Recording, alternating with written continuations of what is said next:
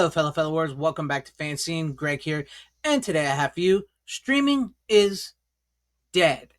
That makes me happy, and I'm not the type of person to say "I told you so," but I told you so. What do I mean by that? Because here on my channel, I've not been a fan of streaming, like Disney Plus, Hulu, Netflix, and all that. I've not been a fan of those streaming services, and I've always said they are bad business models. And what I'm about to get into here proves once again why streaming was a bad business model to begin with, because outside of Netflix, which I cannot stand Netflix because whatever is, none of them have really succeeded. All right, and so we're going to go ahead and get into this because these comments and what we're going to talk about come from Tony Gilroy, who just did Andor, which a lot of people did like, but also nobody watched. So let's go ahead and get into this. This comes to us from Cosmic Book News. It says Disney Plus dead, Marvel Star Wars broke, confirms Tony Gilroy. This makes me happy. This makes me happy. And, to be honest with you, streaming was inevitable. It was going to always happen. Just a matter of the way it happened and what these Hollywood studios and tech companies try to do with streaming, the business wise, is what's failed.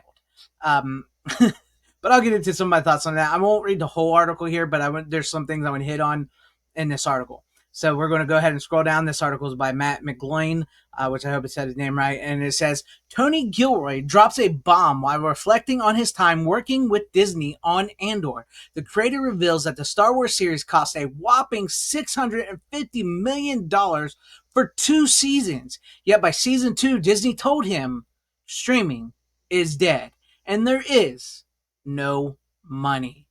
Now that is one of the reasons why streaming is such a bad business model, because companies like Disney, who thought they were untouchable at one point in time, sunk $650 million into a TV series that nobody watched and they're not making money off of. Just think about that. That is absolutely the dumbest of dumb. I want to get into more thoughts here. And it says, despite the massive budget, Gilroy says the shows were made without interference. That I don't believe him on. But the reality behind the scenes shows just how broke Disney Plus really is, which we know also includes Marvel. Yes, because I have not been a fan of Disney, Star Wars, or the MCU as of late. I was a huge fan of the MCU, as being a comic book nerd growing up and everything.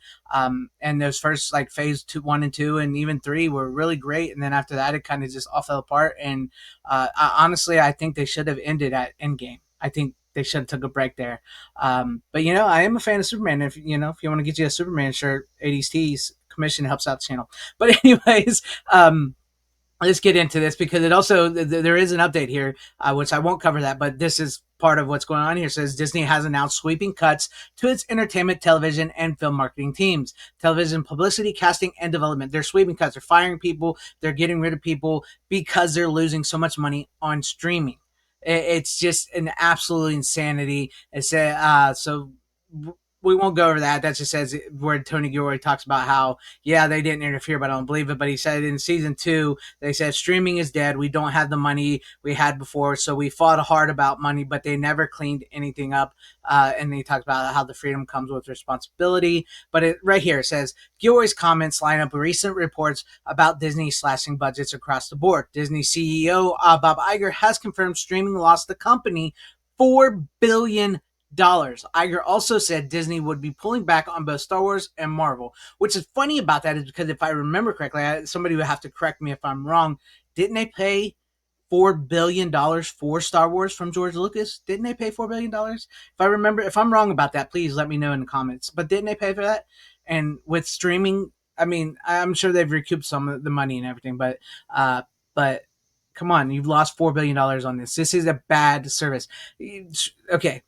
Before I get any further in this is what streaming should have initially have been, because like I said, streaming was always inevitable, but streaming should have been the next step in television, right? It should have been, bringing back like how they do on cable with the old TV shows where they buy them up, because that's mostly what people are watching on streaming services, which I've covered here, is like they're watching old TV shows. They're watching like Gunsmoke. They're watching Little House on the Prairie. They're watching Gilmore Girls. They're watching even semi-newer shows, which were in the 2000s, like Suits.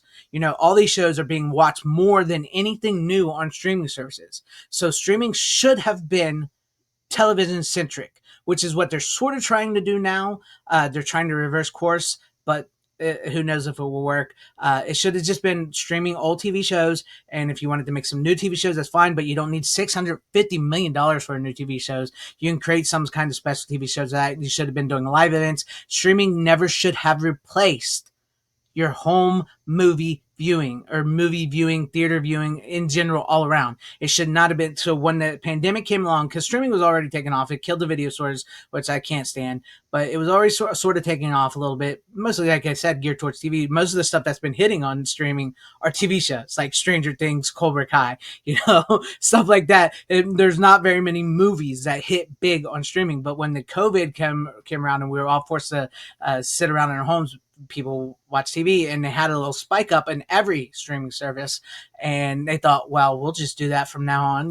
Movies, everything, it'll all be right there, and it worked for a little while, but now it's faltering bad, because not only is Disney losing $4 billion on streaming. I remember reading Apple Plus is losing $1 billion a year on streaming. Peacock is losing, it's like $7 million a day, I think they said, on streaming. The only successful streaming service is Netflix, by and far. And people will try to argue, say, no, Disney Plus is successful. No, it's not. I'm reading right here. It's not successful. It lost $4 billion. When you take into account like Hulu, ESPN, and Disney Plus, and you bundle it, and then they say, see how successful it is. What they're doing is, like, the people that subscribe to Hulu, the people that subscribe to ESPN, and people that subscribe to Disney, they lump them all together as Disney Plus, because Disney pretty much owns all three of those, right? So they lump it in. That's how they fudge the numbers. But streaming is not successful or anything. And what they've done is they've destroyed entertainment. They've made it quick, consumable content. They want to make content, not movies, entertainment that people can just listen to in the background and have a noise. Most younger people today do not care about movies or TVs in entertainment in any way, shape, or form. And like I mentioned earlier, the older people watching streaming, they're watching old shows. They're watching the classics. They're not really watching much of the new stuff. But I do want to read on here. It says right here about Star Wars, because a lot of people talk about Star Wars and where it's at and how it's dead and everything. It says the nail in the coffin for Star Wars on Disney Plus was The Acolyte. Horrible freaking show. It reportedly cost north of $200 million, which didn't support the low number of fans that turned in. Acolyte was quickly canceled. However, its effects were felt by Skeleton Crew, which didn't make the Nielsen charts for a Star Wars show on Disney Plus. Excuse me. As a result of the failure of the Acolyte, reports surfaced that Disney would only be releasing one Star Wars show per year. That's what Star Wars should have never been turned into what it's turned into. Or TV shows should be always been a movie thing. But yeah, like that's what I was just talking about. It never even charted, and people are always like, "We need Acolyte season 2." Nobody watched it. Why would you get a season 2? It's the dumb business decisions, and it's dumb business decision after dumb business decision here on streaming. Because in some cases, they'll get those Twitter clicks or whatever from certain people, and they'll think, "Oh well, we need to make it another season," and they'll make a season 2, and it flops harder than the first one. So at least Disney was smart enough this time to say, "Hey, we can't sustain this. Cancel the Acolyte." Nobody's watching it. And then it continued with Marvel here. It said what happened with Marvel. It's the same story for Marvel on Disney Plus. Kevin Feige's post-in-game agenda has been a complete failure. It has. Pretty much everything's screwed. Following wasting billions of dollars on shows nobody watched, like The Marvels, She-Hulk, and Secret Invasion, fans turned out and didn't tune in for Daredevil Born Again, which was the first MCU show on Disney Plus not to make the Nelson's chart. It says up next from Marvel on Disney Plus is Ironheart, which I don't think is going to do any better, and Wonder Man, which definitely won't do any better. Neither one of them shows are going to succeed. Two more shows that look to be big busts. While Daredevil Born Again was said to be retooled, they didn't go far enough. Season 2 is looking like more of the same, and I feel Matt Murdock there. But I'm going to go ahead and take that down. I know this is on Disney, but see, like I just covered here not too long ago, how Warner Brothers themselves, who own HBO Max, say they miss the days of physical media. They miss the days of DVD. All these people, Warner Brothers, Disney, Comcast, Universal with Peacock and all them, they've done this to themselves.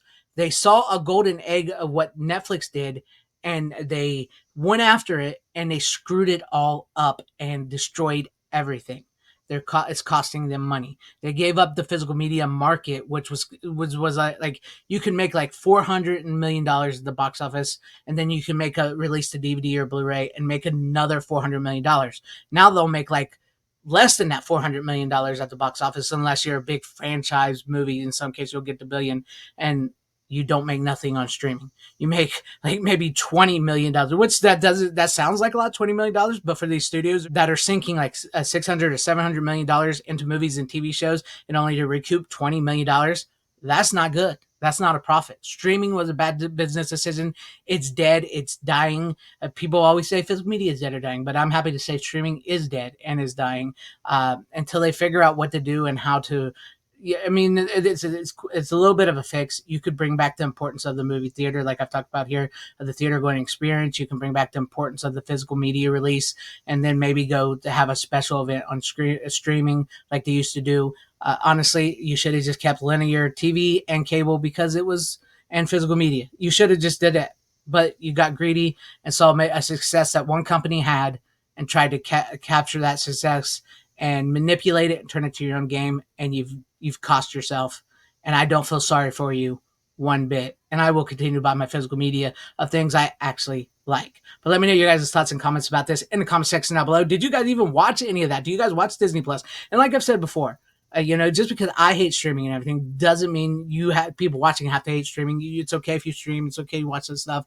But to be honest with you, it's not looking good. It's not looking good. But let me know your guys' thoughts and comments in the comment section down below. And if you'd like to still here, maybe consider hitting that like button or subscribing, hitting that bell for notification. That'd be awesome for your guys' subscriptions, or possibly share the video out for everybody to see, or join and become a channel member, because that would help out my channel immensely. Thank you, and shout out to all my channel members. I appreciate each and every one of you guys. Thank you guys for being channel members here and for all of your support. And to everybody watching, whether you like me, hated me, or like this video, or hated this video, I thank you for sticking this long. Wherever you all are, please have a great, safe, happy, healthy day, morning, afternoon, evening, and night.